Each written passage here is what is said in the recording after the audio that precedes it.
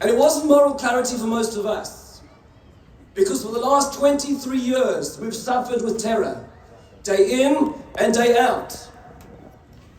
We understand the battle over here is not a battle between Israel and Hamas, between Jew and Arab. It is between good and evil.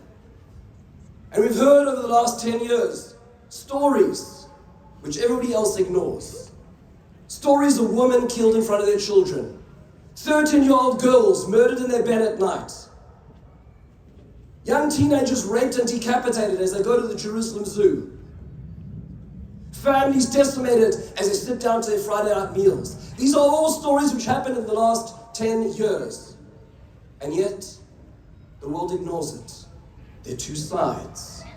I would like to demonstrate what has happened in the last week. In our synagogue, we put up a sign just before Yom Kippur 2 weeks ago. This is a sign that was made by one family, an organization dedicated to the families decimated by terror. There are 1,707 faces and names on this poster of people who have been murdered, civilians who have been killed, families that have been raked apart in the last 23 years. And now I'd like to show you something else. This is a picture put together in the last week. It is already outdated with over 1,300 faces on it. In one day. In one day. This took 23 years and this took one day. And there are still more. There are over 167 people of 42 nationalities being held by the most atrocious monsters on earth. There are 3,500 people in hospitals.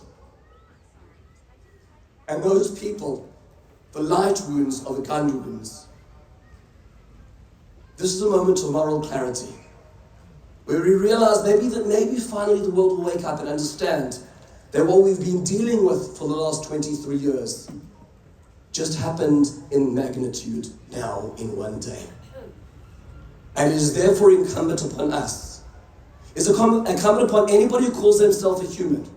Incumbent upon any free nation on earth to eradicate the scourge on the soul of humanity called Hamas and all that stand with it.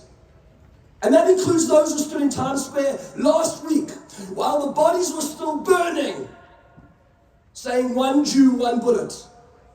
By people who had signs saying at all costs, because if you support terror, then you are with them.